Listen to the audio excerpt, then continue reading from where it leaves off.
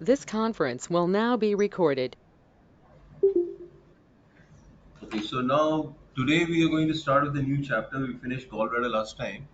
We'll start with a new chapter today, and that is peritoneum.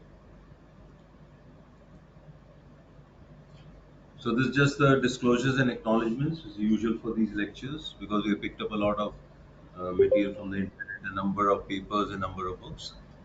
So coming to the peritoneum first of all, and the vertical and sagittal disposition of the peritoneum is very important to understand before we understand the various parts of the peritoneum mean, namely what is peritoneal, what is retroperitoneum, what is preperitoneum.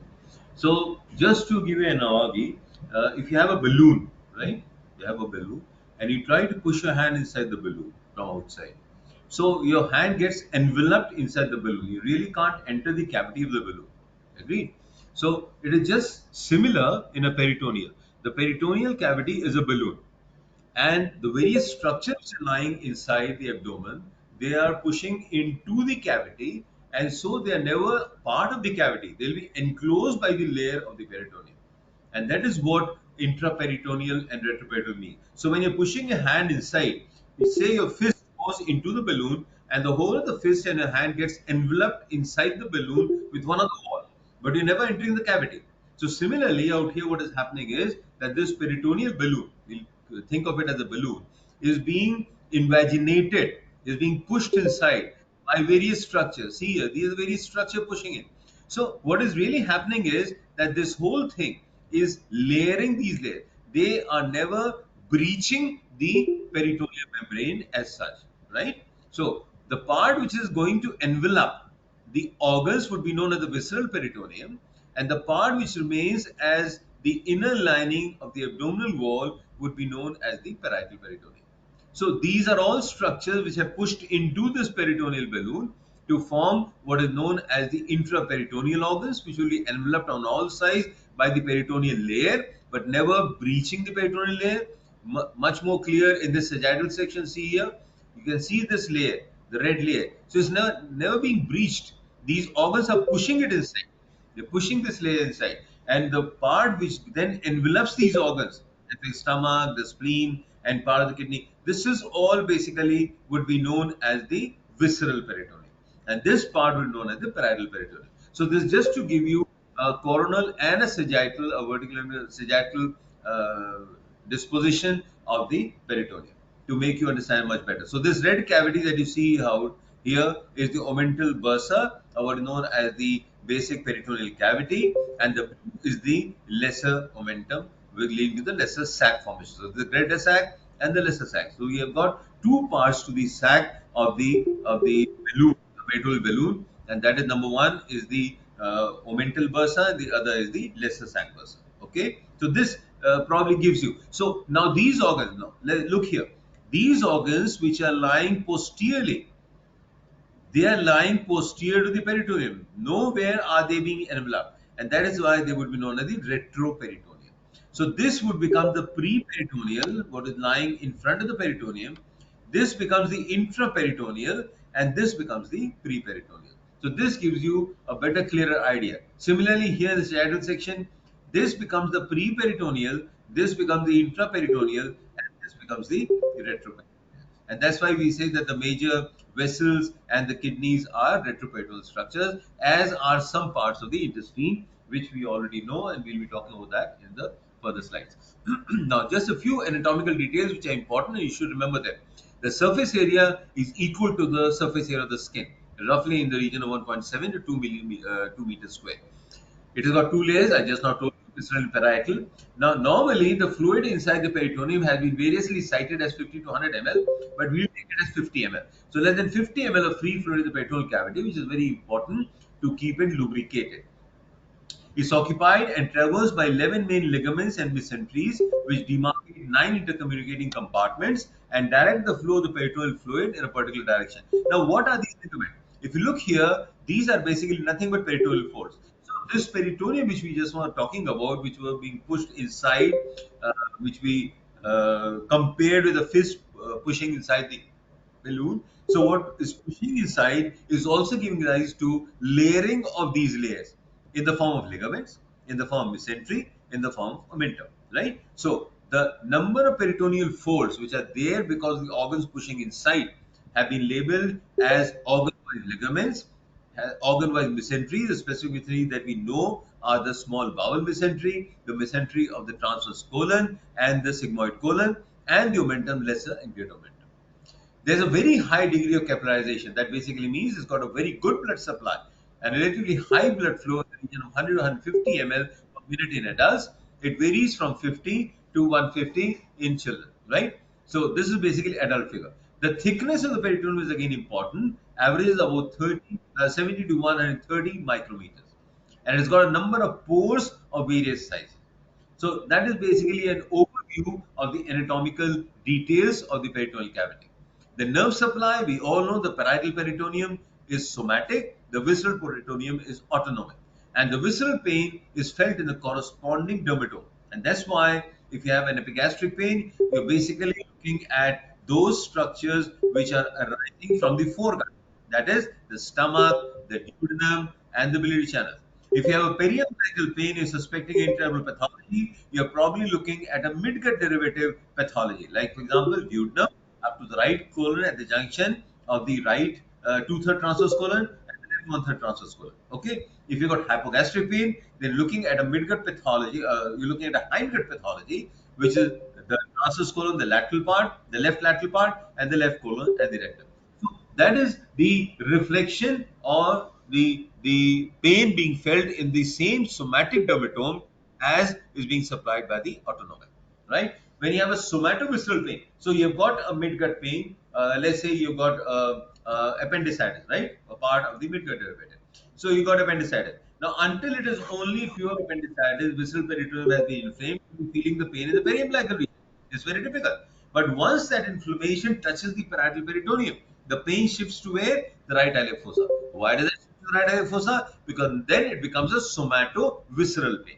So the somatovisceral pain has to be more intense, understandable, and has to be more localized. And it corresponds to the site of peritoneal irritation because it is the irritation of the parietal peritoneum in that local region which is giving rise to the somatovisceral. And that is the explanation for any visceral pain shifting from one point to another point. The typical example being the appendix, which has got a pain starting in the periumbilical region and then shifting to the right iliac fossa. So it becomes visceral to somatovisceral. Okay.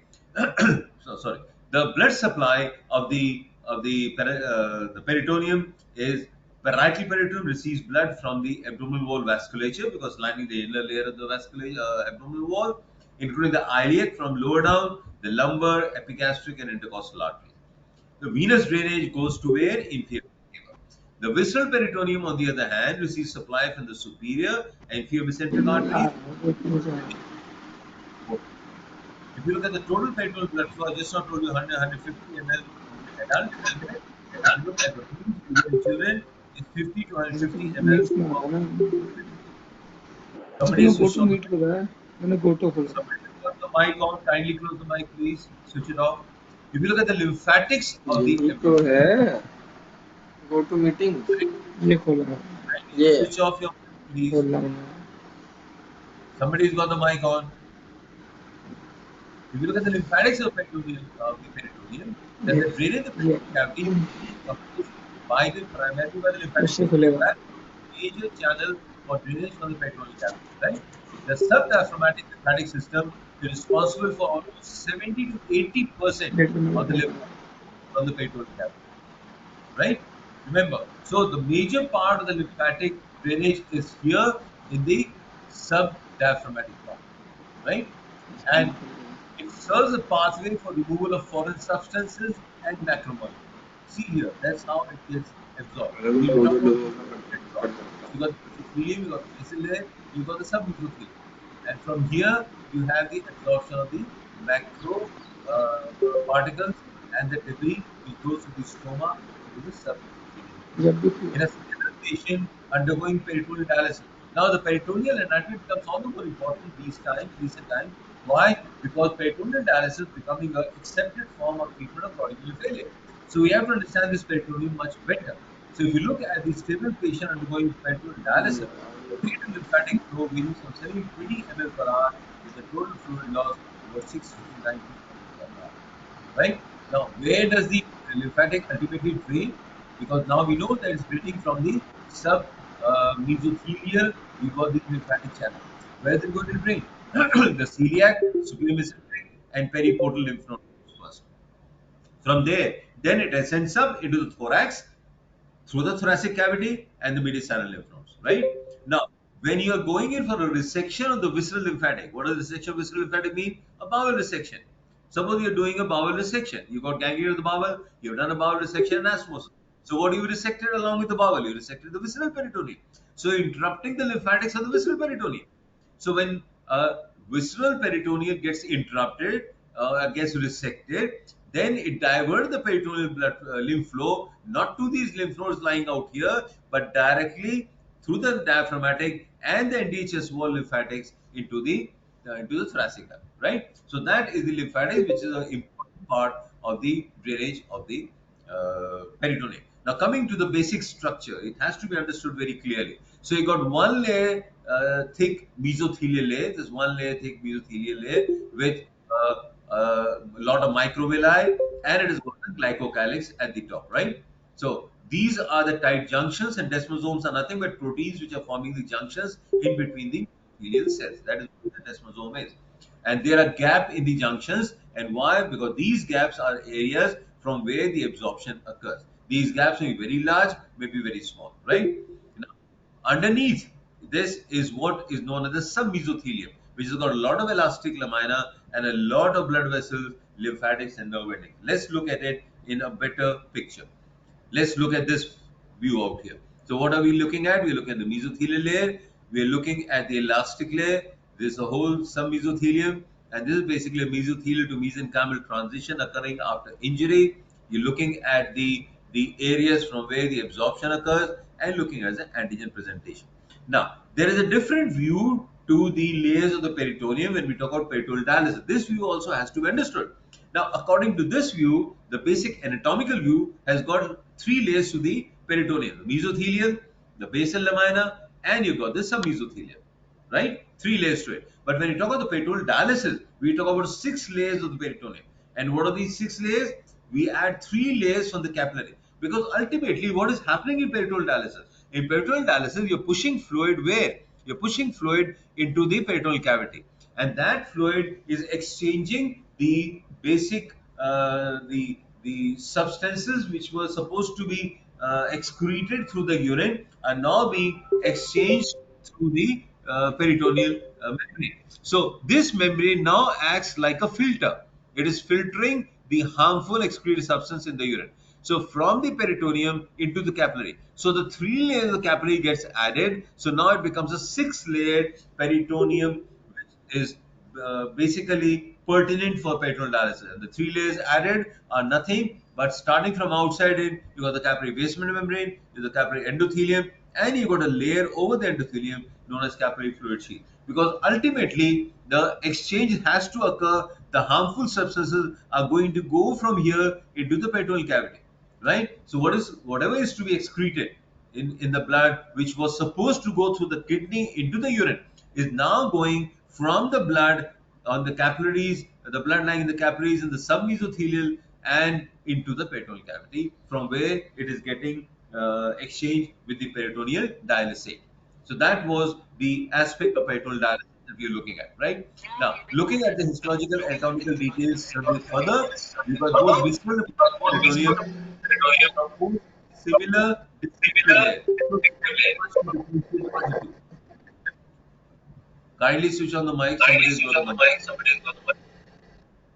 Kindly switch off your mic, please. So the peritoneum composition is usually similar. Right?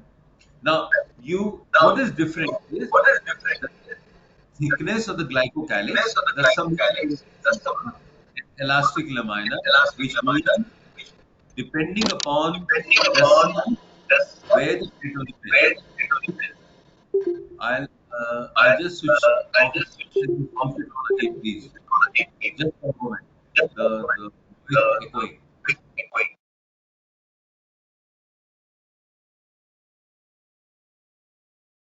Okay.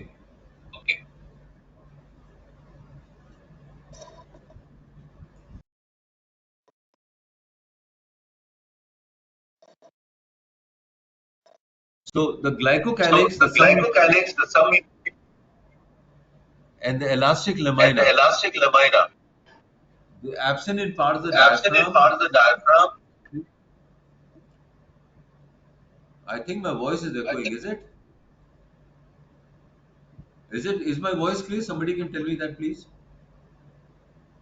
Or do we have a lot of echo in it? Somebody? Hello? No, sir, it's okay. It's okay. Okay. Okay. Thank you. So it's absent in parts of the diaphragm, the omentum, and the mesentery. Okay. And what is important, remember, in the basement membrane of the diaphragm, there are very large gaps. So there, the submesothelial stroma, the elastic lamina, and the glycocalyx are all thinner. Why? Because they have the large stroma where you can have a direct communication between the peritoneal cavity through the lymphatic channels, facilitating absorption of fluid and particulate matter, right? The other thing that you have to remember is that the thickness of the glycocalyx, the submesothelial stroma, and elastic lamina would also be varying depending upon the movements of the underlying organs and adjustments which occur as a result of physiological or pathological conditions. Okay, now, right. Now look at the mesothelium. Let's look at the mesothelium. Two layers, two types. One layer thick, two types. Polyhedral flat cells and cuboidal cells. Now cuboidal cells are found near the parenchymal viscera and near the lymphatics. Why? Because they give rise to the larger pores. The polyhedral flat cells are more common in the intestinal, the parietal, omental, and mesenteric mesothelium. We'll show you a figure in the next slide. Now some cells out of these, they keep on detaching and they act like phagocytes and they act like antigen presenting cells, APCs, right? So that is the function of the mesothelial cell. We come to the function in greater detail in the further slide. Now, what about the microvilli which are there at the apex of the mesothelial cell? What are their function? Number one, greatly increase the absorptive surface area. That is true for any villi anywhere in the body, right? Number two, density and distribution of these villi, they keep changing with physiological or pathological states. Number three, after injury of mesothelial cells surrounding the wound, they become cuboidal and the density of microvilli increases, right? So cell changes and the microvilli increases. Now, these microvilli can also capture molecules as seen as X-rays like bacteria and leukocytes contributing to the barrier function of the peritoneum, right? So what are the functions of mesothelial cells with the microvilli? Number one, they contain adhesion molecules. Very, very important. Why? Because any peritoneal which has been breached, like for example in a laparotomy, you're breaching the peritoneum. So subsequent to that, there has to be adhesion formation 100%. It is only a difference whether it's a lower or a higher degree of adhesion formation. So why does that occur? Because these microvilli mesothelial cells, they've got adhesion molecules, intracellular adhesion molecules, vascular adhesion molecules, right? Adhesion molecules, they keep changing to the pathological stimuli, depending on pathological stimuli. So they increase whenever there is any kind of insult. So whenever stimulated with pathogen, like for example, a patient, let's say, has got peritonitis, that is a pathogen stimulation. There will be increased expression. Again, there will be increased expression whenever you breach the peritoneum, cut it open. Again, there is increased expression. And this is basically mediated by what? Interferons and interferons. Now, these change adhesion molecules, they are regulating the leukocyte migration and the autophagy mediated bacterial removal. They have got some beneficial function. That is their beneficial function. But the downside is that the harmful function often outweighs, and ultimately you have what is known as the post-operative adhesion. Number two is the cytokine production. First was adhesion molecules. Number two, cytokine production. Number three, recognition of inflammatory response by the mesothelial cells. The fourth function, they trap the pathogens. Number five, detach and phagocytose pathogens. So these are the primary functions of the mesothelial cells, right? Now, this picture is very important to make you understand. This is basically what we're looking at are the mesothelial layer. See, these cells are the mesothelial. 1A is basically the flat, and then you cuboidal is 1B, and see here 1C. That is a detached mesothelial cell. This is again a mesothelial cell. Now here see what is acting at. Acting as a phagocyte and presenting a antigen. So this is the antigen presenting function. So these are the mesothelial cells. But what is more important, what I want to draw your attention to, is that these mesothelial cells have various types of cellular junctions or unions known as zonular adherents, which are basically are tight junctions between two mesothelial cells and is giving rise to what? Support and selective barrier properties. On the other hand, you've got zonular occludens, which is a tight junction which provides semi-permeable properties and work as a gate regulator. Gate regulator basically means what? I would allow this, I would not allow this. I would allow this, I will not allow this. That's basically a gate function. So gate regulator for what? Water ions and other cellular diffusion across the peritoneal into the capillaries out here. So the peritoneum has various kinds of pores also, best exemplified by the three-pore theory. Now, what is the three-pore theory? Again, very important when we talk about the peritoneal dialysis. So you got three types of pores to it. One is the ultra pores or known as aqua porous, because this is basically from where the water and electrolytes are maximally absorbed. Abhishek That is अपना वाला tiffin बाहर कर दे तो यहाँ पे large. रख दे अभी लेते जाऊंगा Kindly switch off the mic, please. Then you got the slightly larger pores, which are known as small pores, 4 to 6 nanometers for water, urea, creatinine, glucose, and then larger pores for larger molecules, which are 50 nanometers, and that is protein and macromolecules. This is the petrol cavity, that's the blood. So these pores are very important whenever we're talking about the peritoneal dialysis function or anything moving from the petrol cavity into your blood. So you've got number one, it has to breach what? It has to breach these pores, and then it has to breach the capillary endothelium or the capillary wall. So that is how any substance is going to move from the petrol cavity into your blood. Now, the mesothelial junction. So this is the sub mesothelium. Let's look at the submesothelium. Can you see this picture out here? So this is basically the basal membrane, and underneath this is a thin layer of fibroelastic tissue. See these blue structures, fibroelastic tissue, and now you can see the cells. So this is basically adipocytes, that is the fat cells. Then you've got basically the macrophages and the lymphocytes. Macrophages, see the tentacles out here, and these are the lymphocytes. And then along with that, you've got basically the mast cells and you've got the capillary. So this builds up the whole of the subepithelium for you, which is a very integral part and a very important part of the peritoneal function, right? So you got the peritoneal cavity out here, you got the mesothelium out here, and you got the submesothelium. So now we know what the submesothelium is all about. Okay. Now, this is a very, very important slide, and you should always remember this. And what's it talking about? It is talking about an applied importance of breaching the peritoneum. So when you breach the peritoneum, the obvious question is, when is it going to heal? Now, as of today, we as surgeons are advised that we should not stitch. Now, I've opened the abdomen and I'm going to close the abdomen. Now, initially, we were very particular that the peritoneum has to be closed very, very carefully. The recent thinking is, do not close the peritoneum. Do not. Why? Because the moment you start closing the peritoneum, the chance of having adhesions are very important, very high. So, what is the thinking behind this? We have to understand how does the peritoneum heal. Remember, peritoneal healing always occurs from the floor and never from the margins, as in skin. So, you have got a skin incision, you have got a large skin wound, and it is taking 6 weeks or 8 weeks or 10 weeks to heal. Why? Because it's going to heal from where? From the margins. If you want rapid healing, what do? You do a skin grafting. Why? Because there you're directly implanting a healing matter over the floor of the ulcer. Agreed. So that heals the ulcer very early. Here in peritoneal cavity, the healing is always from the floor. If you like to call it a floor of the peritoneal ulcer, if you like to call it the peritoneal ulcer, the breach in the peritoneum, let's call it a peritoneal ulcer. So the floor of the peritoneal ulcer is from where the healing starts spontaneously. So that's why it says the healing always occurs from the floor, not from the margins of skin, and that is primarily because of reepithelialization of the damaged site. And how does that occur? That is basically because of mesothelial transformation of the cells lying in the submesothelium into mesothelial cells, and they are basically stimulated by what? Chemotactic messengers released by the platelet, blood clots, or leukocytes within the injured tissue. And that is why this is again very important. Healing time is not proportional to the defect size. What do I mean by that? Let's say I've got a breach of 1 by 1 inch in a peritoneal cavity, in the parietal peritoneum, and another patient, he's got a breach of, let's say, 4 into 4 inches. The obvious would be that this one is going to heal early, 4 is to 4 is going to heal late.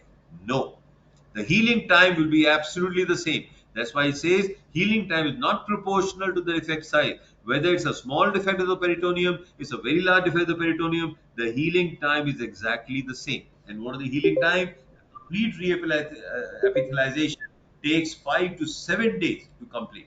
So within 5 to 7 days, you will have a complete reepithelialization of any size of peritoneal defect, any size, 1 is to 1 or 10 is to 10. The healing has to be within 5 to 7 days, right? In addition to that, the fibrinolytic activity is also important. Over the first 48 hours of healing, fibrinolytic activity is absent. Why is it absent? Because we require that the blood oozing should stop. Fibrin has to be deposited. For the first 48 hours, until the blood stops from the breach, any tissue you damage, there has to be bleeding. That is understandable. So that bleeding has to stop. Now, if you carry out a fibrinolytic activity at that point, the fibrin that is being formed, the clot that is being formed is going to be lysed. The bleeding restarts. So first 48 hours, the fibrinolytic activity will cease, absent. But there, it gradually increases until 8 days when peritoneal regeneration is complete, right?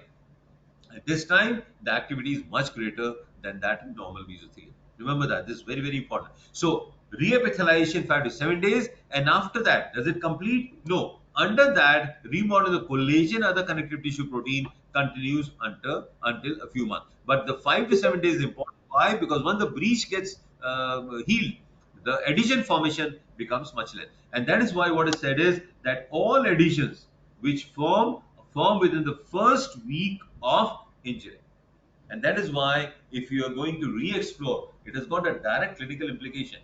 And that clinical implication is that suppose we have to re-explore or we have to explore an inflamed peritoneum. And that's why I said the safest time is in first 5 to 7 days. After that, when it becomes adhesion formations, if they are there, they become problematic. And so 5 to 7 days is important. Why? Because at that time the reepithelialization is completed, and subsequent to that, adhesion formation will not occur. Is that clear? So all adhesions form within the first week of any peritoneal injury, whether it's inflammatory injury or it is a traumatic injury. Now, the peritoneal fluid circulation is important. We're talking about the absorption. But how does it circulate? Now, remember, peritoneum is a semi-permeable membrane. It allows movement of fluid bidirectionally. That basically means what? In peritoneal dialysis, what is happening? Fluid is moving from the capillary, blood in the capillaries, the blood with the toxins going into the peritoneal cavity, into the peritoneal dialysate, and moved out. And fluid from the peritoneal cavity, like for example, peritonitis. The pus is lying in the peritoneal cavity. Why does the patient get septicemia? Because the bacteria and the toxins are moving from a peritoneal cavity into your blood. So it's a bidirectional flow. And 1 meter square of the 1.7 meter area of peritoneum participates in fluid exchange at any given point in time. That basically means almost half of your peritoneal cavity, or let's say more than half, 60 to 70% peritoneal cavity or the peritoneal membrane is functioning as semi-permeable membrane, exchanging your fluid from the peritoneal cavity into the extracellular fluid compartment, including the blood, and that is at the rate of 500 ml or more per hour. Now, the pathways, we have already talked about those 6 layers. Remember, the capillary endothelium, then we talked about the peritoneal interstitial space, and we talked about the mesothelium. So these are the 3 layers. Now, subsequent to the explanation up to now we can easily understand that the fluid is going to move from the cavity through the mesothelium, through the peritoneal interstitial space, back into the capillary endothelium. Or it can move from the endothelium into the interstitial space, into the mesothelium, and into the cavity. Right? So bidirectional flow. And the net movement. So the obvious question is, what makes this fluid move? It has to be a balance between 3 forces occurring. Number one, inside the vascular compartment or capillary, you've got the hydrostatic pressure and the plasma oncotic pressure. And one pressure inside the peritoneal cavity, which is known as the interperitoneal pressure. So it has to be a balance between these 3 pressures. The pressure inside the blood compartment, the pressure inside the peritoneal cavity. In the blood compartment, 2 pressures working, hydrostatic pressure trying to push, oncotic pressure tries to retain, right? And the main rate and amount of solute movement limiting factor are the size of the pores, namely the peritoneal and number two, the capillary endothelial pores or capillary wall pores. Now, the maximal absorption we already talked about occurs where subdiaphragmatic area, where the peritoneum has more, the other areas more than that, it's got very large pores lined with lymphatic stroma. We already said that the major absorption, whatever is lying inside the peritoneal cavity, is primarily absorbed not into the blood, but major into the lymphatic system, right? Number two, the intraperitoneal pressure at all times is negative until it is breached. We all know that, right? The diaphragmatic movement has a major role to play. So during expiration, that means you pushed your breath out. What has happened? The stomas open up. Why? Because the diaphragm relaxes. It relaxes, and all the stomata that we were talking about, they open up. Stomata where? Inside the peritoneal layer, where? In between the mesothelial cells. So they are opening up. And when they open up, the fluid is going to escape from the peritoneal cavity through the open stomata into the underlying lymphatic pool, and which are lying where? In the submesothelial layer. And from this submesothelial lymphatic pools in the subdiaphragmatic area, it is going to be pushed further. Now we'll talk about where it goes. Now, when the inspiration occurs, the diaphragm has to be pulled down. It contracts. The stoma has to close. And the fluid in the lymphatic pool is no longer being absorbed from the peritoneal cavity, but what is lying in the lymphatic pool is now going to be pushed further into the thorax. So, during expiration, fluid gets absorbed into the lymphatic pool. During inspiration, this lymphatic pool, water is being absorbed, is going to be pushed further down, further up into the mediastinum and the thoracic cavity, right? And this is the explanation why, if you have got any kind of peritoneal sepsis, you can have a very early lung abscess, you can have very early mediastinal sepsis, very early generalized sepsis further to a bacterial peritonitis, right? So that is the explanation why you have got a generalized sepsis very early in any kind of peritonitis, right? The normal fluid composition of the peritoneal cavity is again very important. As I said earlier, it can vary from 5 to 100 ml, but average is about 50 ml at all times, helps in lubrication. It represents what? A plasma ultrafiltrate with electrolyte and solute concentrations which are similar to the neighboring interstitial space. What else? The protein content is always less than 3 milligram per cent or 30 gram per liter, and mainly albumin.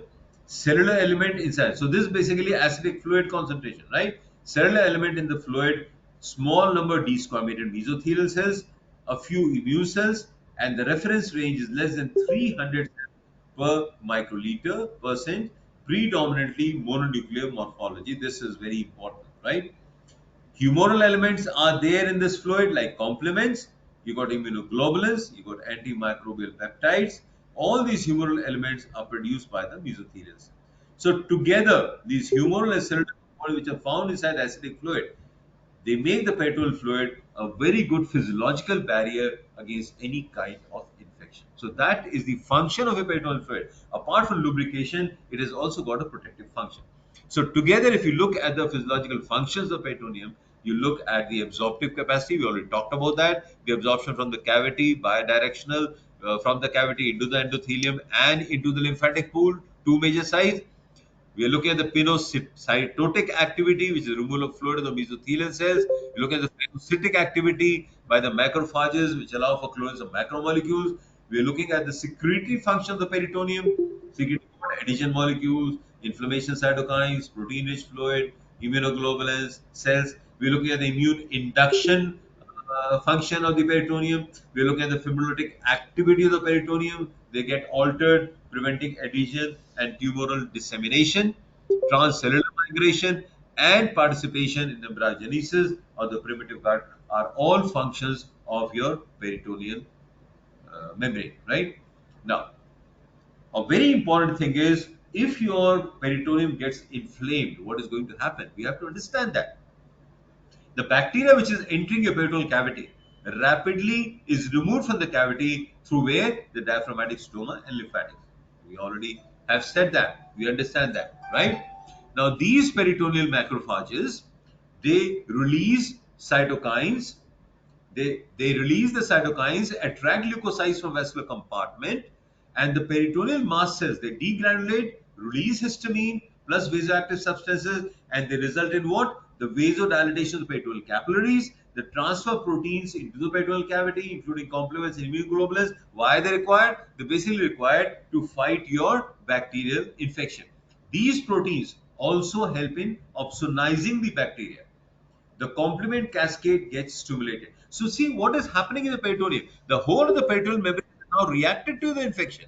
It's reacted by what? Trying to remove the bacteria with the help of macrophages into the lymphatic pool and then back into the general circulation. It's also releasing cells inside the peritoneal cavity, proteins inside the peritoneal cavity, complements inside the peritoneal cavity to fight that the infection locally.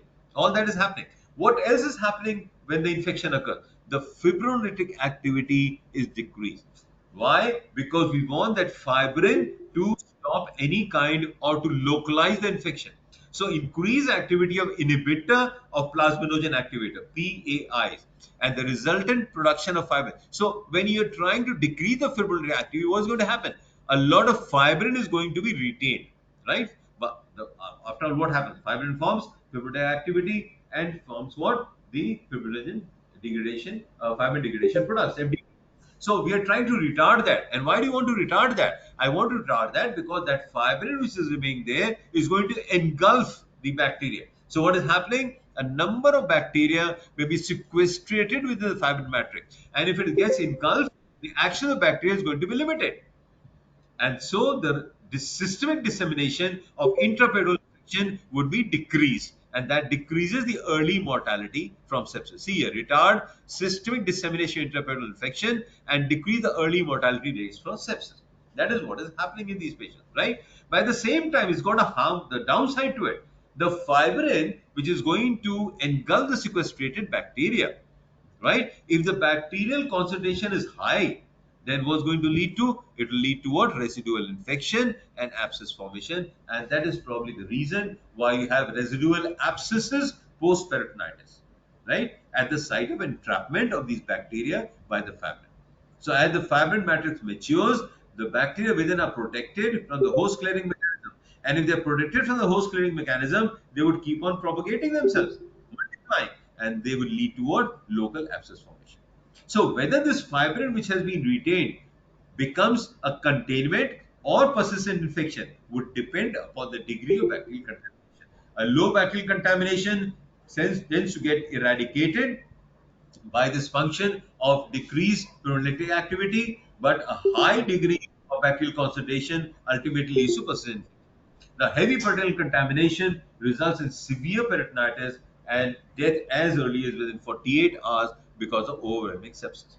Now, we were talking about the organs pushing in and giving rise to what? Ligaments. Now, what are these ligaments important about? They have to be understood very, very clearly. So, we have the stomach associated, the gastrocolic. What is the gastrocolic ligament? Part of the greater omentum. Okay? The greater omentum, we all know, has got 4 layers to it. We'll talk about that when we talk about the greater omentum in one of the future lectures.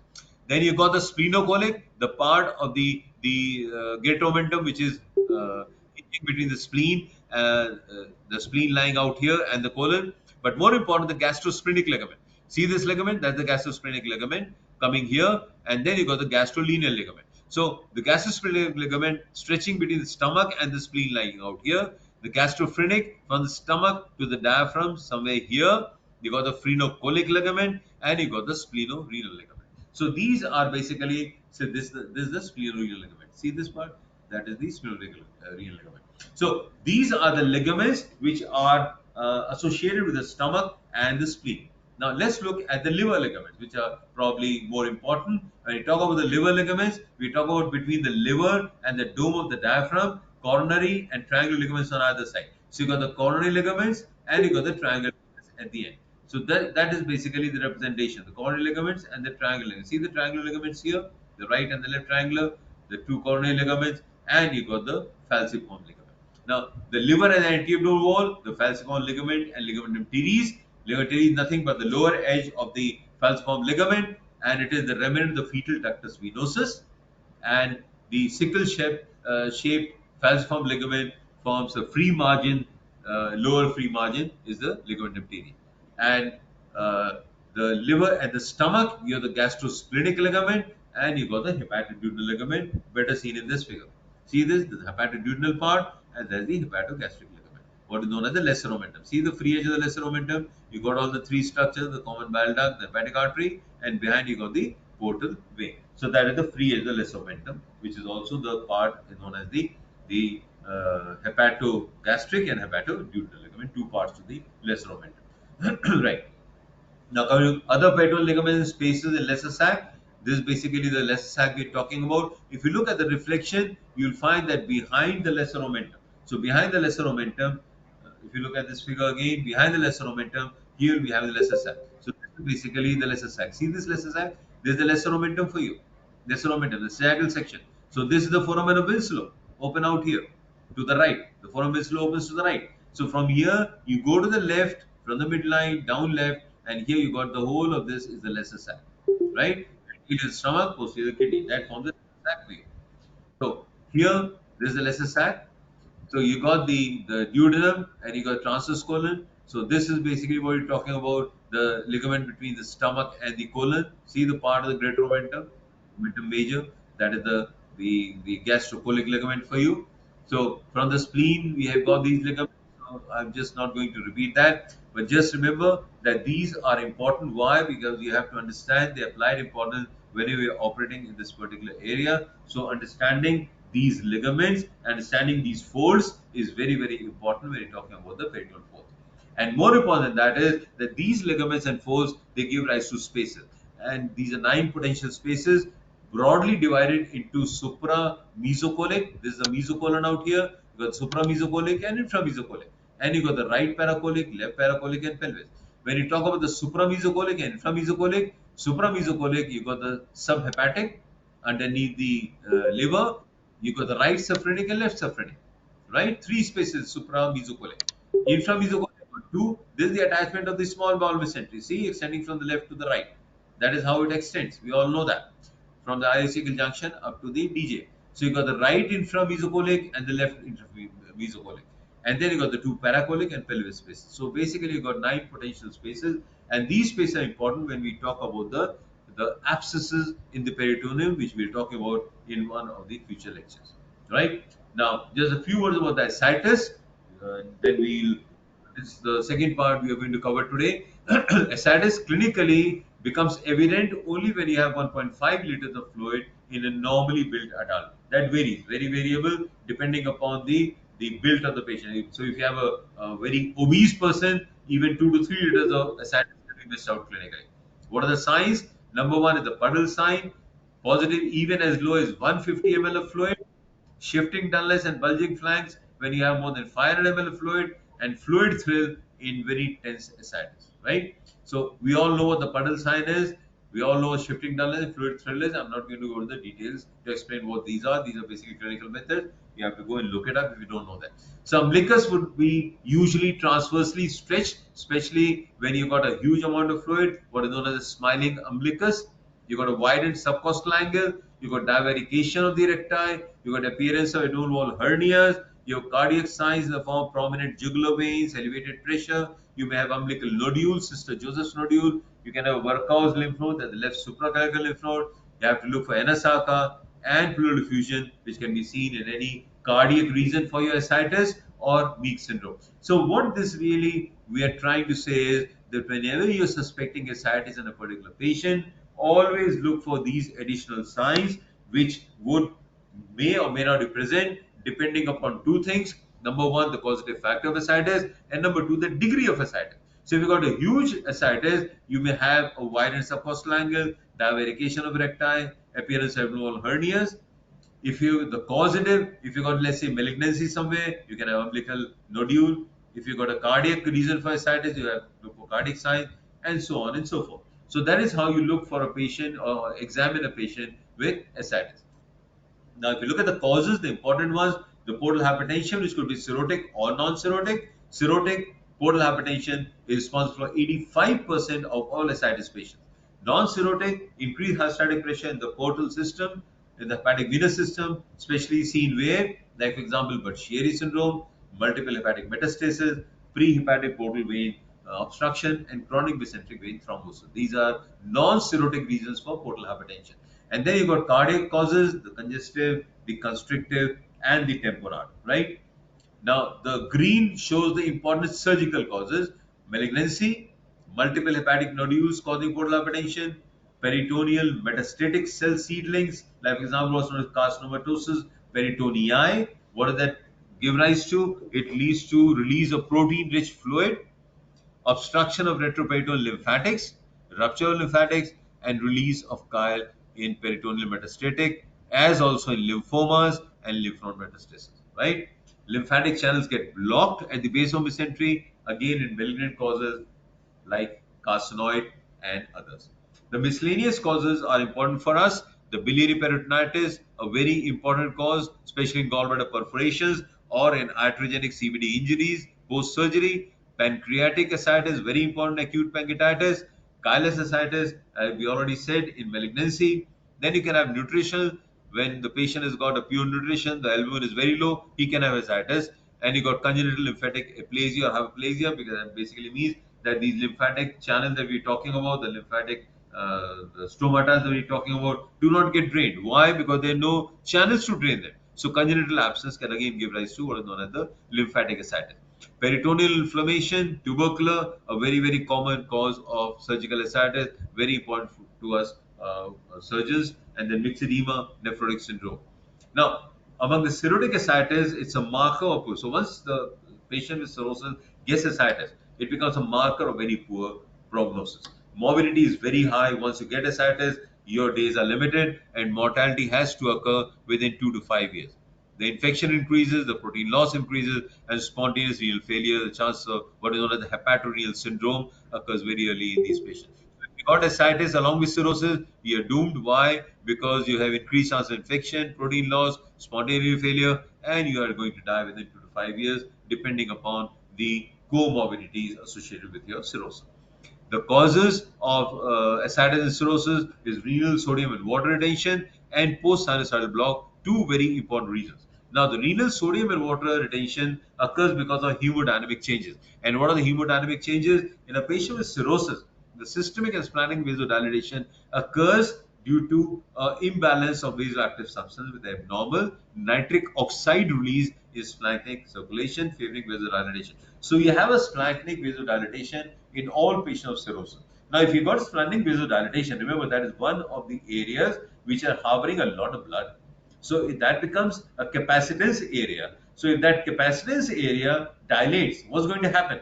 There is going to be pooling of blood. So that means the blood return to the heart decreases. So what is going to happen? A decreased effective circulating volume. So there's a decreased effective circulating volume. So if there's a decreased effective circulating volume, the body has to adjust. And how does the body adjust? It releases vasoconstrictor systems, gets activated. Chief among them being what? Sympathetic nervous system. Causing what? Renal artery vasoconstriction.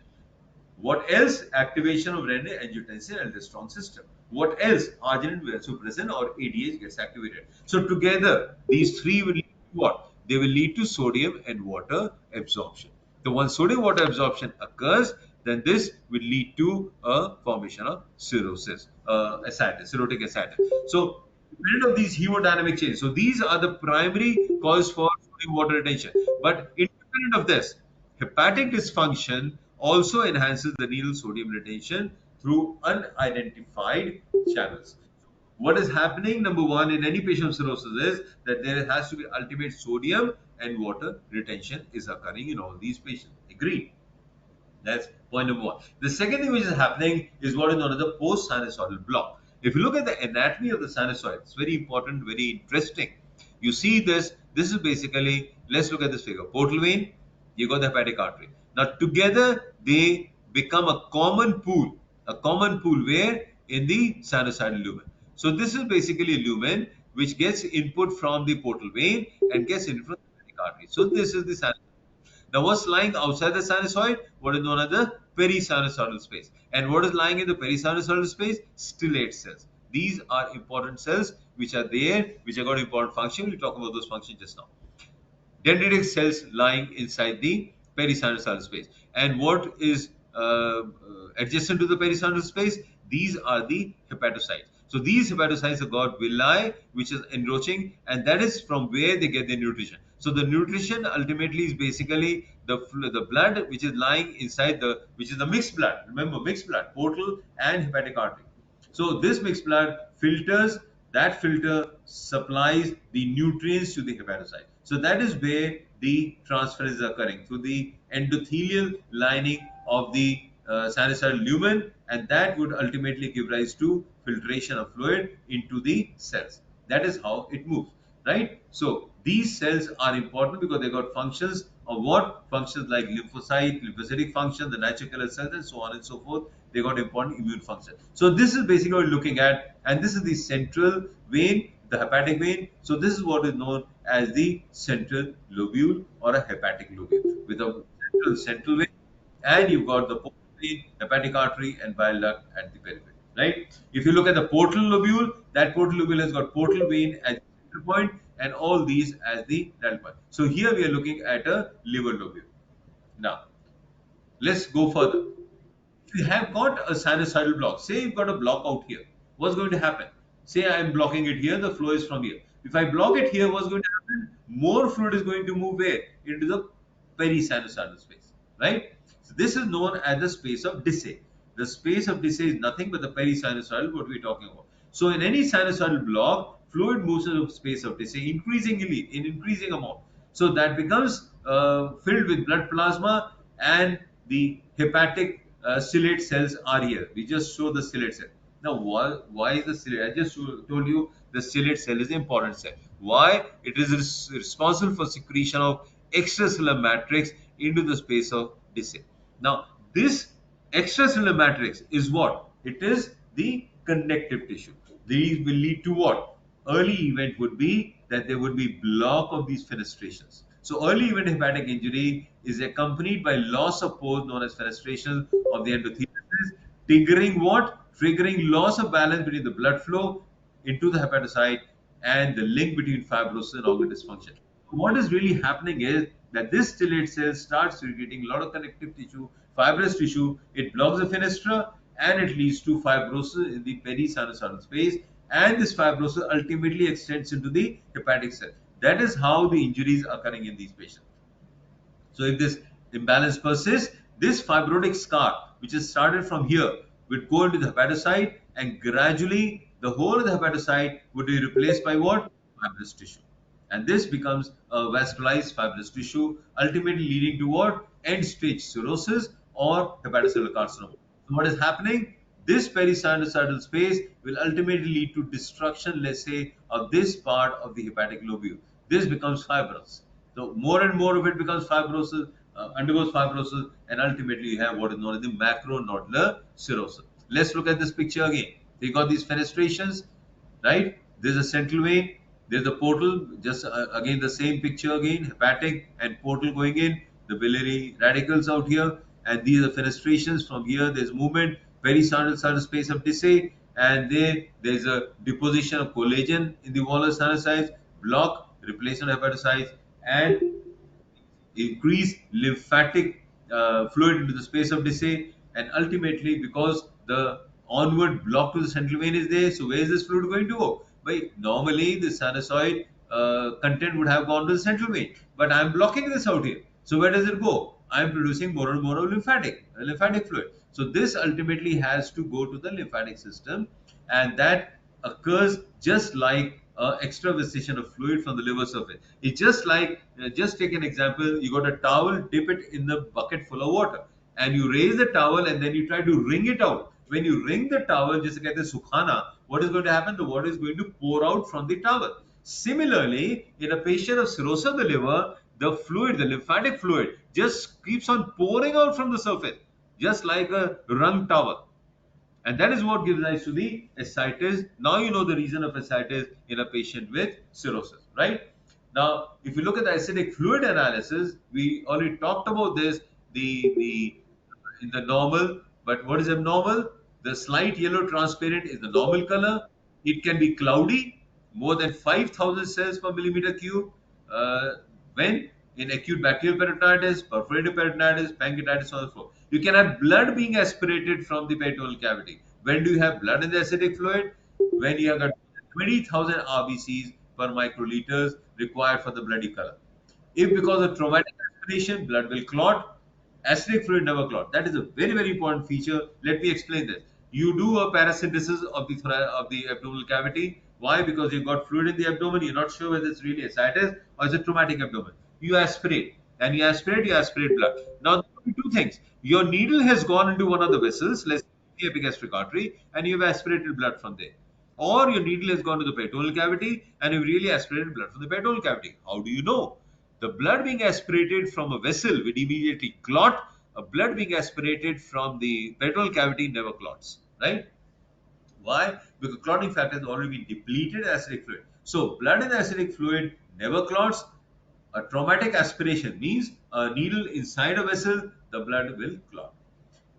You'll again have blood being aspirated, acute pancreatitis, severe acute necrotizing pancreatitis. If you have opalescent fluid being aspirated in abdominal paracentesis, it is either chylous or lipid in lymphomas, tuberculosis, malignancy.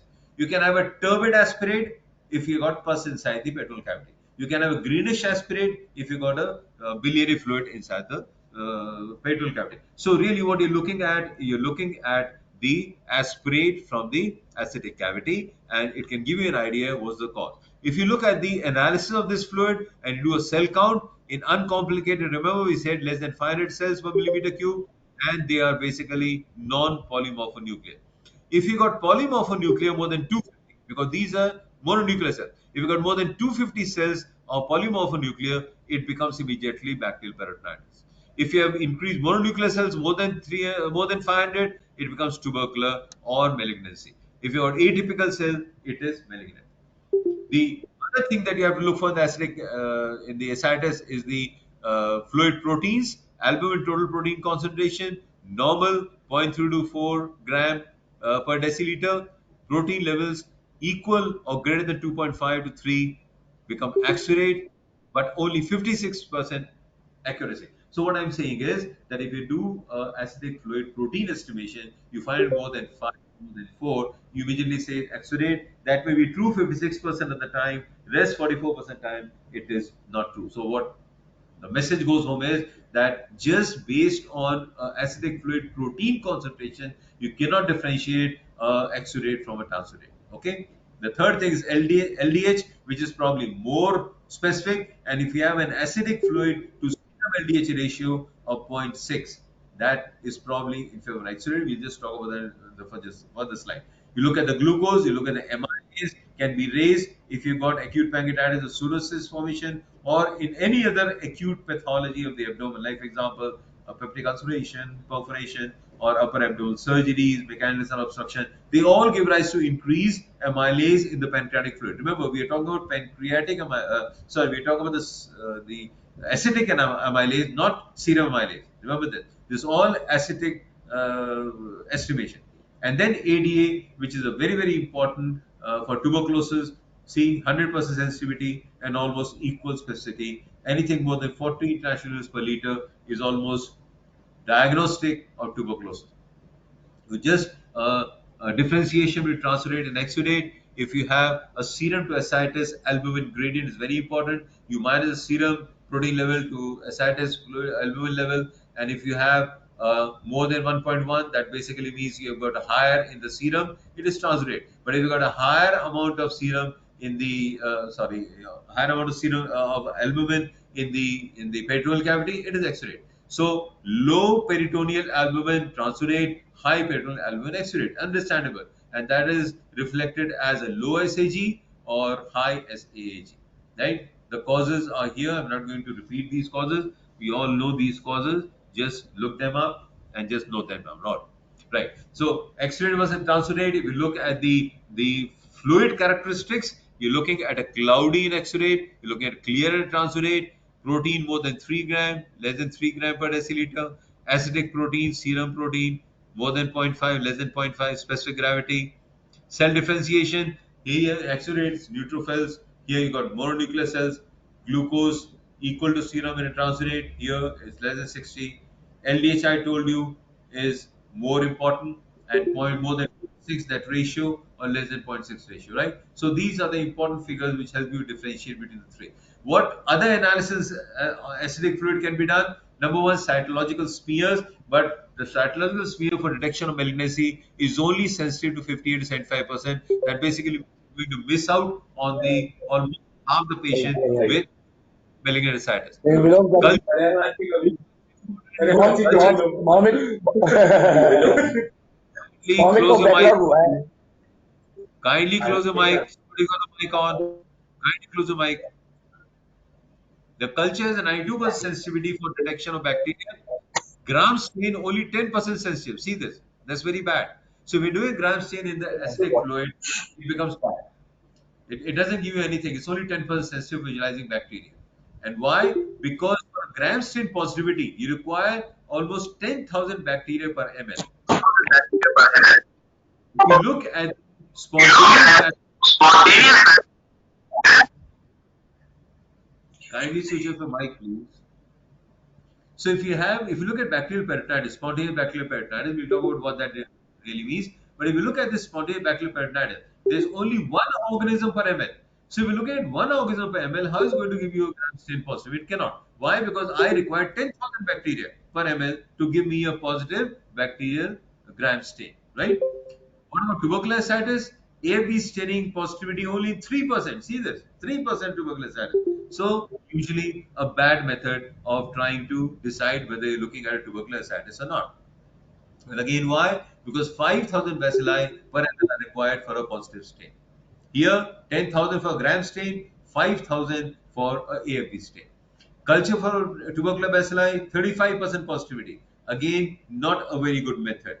And that also, if you got a centrifuge from 1 liter acidic fluid, that means you aspirate 1 liter acidic fluid, centrifuge it. The centrifuge is then subject to culture, and within 6 to 8 weeks, you can get a positivity, right? If you look at the centrifuge, you can have a 66 to 83% positivity. So you just take 5 ml and send it for culture. The positivity is 35%. You take 1 liter, centrifuge it, send it for culture. That gives a higher 66 to 83%, which is much better positivity for a tubercular bacilli. So if you're doing an LJ medium, it is 6 to 8 weeks. You're looking at the backtech medium, within 14 days, you have the results, and that's why it's a better method to look for culture of tubercular bacilli. Molecular methods are probably much better now, and PCR is the best method for trying to decide whether they really have a tubercular ascites or not, short of doing a AD. Now, the treatment of ascites, you treat the cause, and that's of paramount importance. Restrict the salt to 200 milligram per day. Diuretics, whenever you talk about diuretics, is primarily we're talking about cirrhotic ascites because treatment would work well for a cirrhotic ascites. In the rest of the condition, we talk about malignancy, it has to be treated the cause. We just don't treat the ascites, we treat the cause, then the ascites will disappear. We can't treat the cause, the ascites will not disappear. But when we talk about cirrhotic ascites, you have to restrict the salt and you have to combine a loop diuretic with a potassium sparing diuretic whenever you give diuretic. And the recommended initial regime is furosemide 40 milligram per spironolactone 100 milligram, and that ratio has to be adhered to even if you increase the dose. And the maximum dose that you can adhere to is 4 times this dose. That means 160 milligram of furosemide and 4 times that is 40 milligram daily. So you're still adhering to 40 to 100 milligram ratio. That is important. And the dose can be increased simultaneously every 3 to 5 days. Start with 40 to 100 and then go up to 160 to 200 if required. So at that higher dose, the diuretic dose can be given either as once daily dose or as a BD dose. And as the dose adjustment, remember very important, you have to go in for a electrolyte estimation in these patients. Now, combination therapy of furosemide and spironolactone is more effective than sequential. Sequential basically means you start furosemide today and then next day you decide that let me start spironolactone also. That's sequential therapy. But if you combine both, it becomes much more effective, especially so because you're sparing the potassium. Pure furosemide will cause severe hypokalemia. A combination never cause hypokalemia. What about refractory ascites? What do you mean refractory ascites? Now, what is a refractory ascites? Refractory ascites can be defined as one which has not been successfully managed with the regime that we just now detailed by medical therapy. It's not being successfully managed. So, what do we do then? So these refractory status are divided into two categories. One, unresponsive to consistent diet, and high dose of diuretic, that means 400 milligrams spironolactone, 160 of furosemide. That is the top dose. And number two, a refractory ascites is also one which recurs rapidly after therapeutic paracentesis. Both of them are refractory ascites.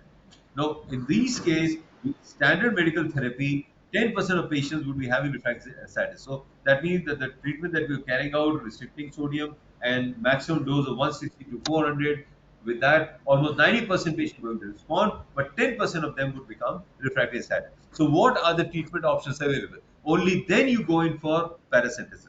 So therapeutic paracentesis would be required only if it is becoming recurring rapidly, or if it is not responding adequately to your sodium restriction and diuretic. So what do you do in therapeutic paracentesis? If it is less than 5 liters paracentesis per day, then you don't require to supplement colloid, that is albumin. But if you're aspirating more than 5 liters, 6.25 grams or 25% albumin for every 1 liter removed above initial 5 liters. Now that is for the initial stages, but if the patient is hypoalbuminemic, then albumin has to be given with each session of paracentesis of peritoneal fluid. Treatment options for patients refractory to routine medical therapy. So even after paracentesis, the patient has a rapid refilling. In a patient of cirrhosis, what are the options available? We all know about tips. That's transjugular intrahepatic portal systemic shunt that can be done. Number two, you can do a liver transplantation. Now we all have a lot of complications. Tips procedure, you all know these complications and admittedly cause hemorrhage because you're going to the hepatic vein. You can cause trauma to the hepatic system. You can cause intraperitoneal hemorrhage and so on and so forth. It has got its own complication. I'm not going to go to the details of tips at this point in time. Number two, what else? What else? Peritoneum unit shunts were initially advised. They were doing Levin and Devon and Denver shunt. These are basically shunt peritoneal fluid into your venous compartment, but they are no longer recommended. Nobody does a shunt anymore. Why? Poor long-term patency, very high complication rate, lack of proven survival benefit, and these shunts has been relegated as an option for patients who are not candidates for paracentesis, liver transplantation, or this procedure. If the patient is not a candidate for any of these three, then you may probably think of going in and doing a shunt. But otherwise, it's not advisable. Refractory ascites is again a very poor prognostic indicator. 21% mortality within 6 months, 70% mortality within 2 years. So that is basically the refractory ascites. Thank you for your time and your patience. And I'm going to load this up either today or tomorrow. Those who have missed out on these lectures can go and have a look at this lecture on our YouTube site. That's James. Thank you for your time. If you have any questions, you can always come back to me.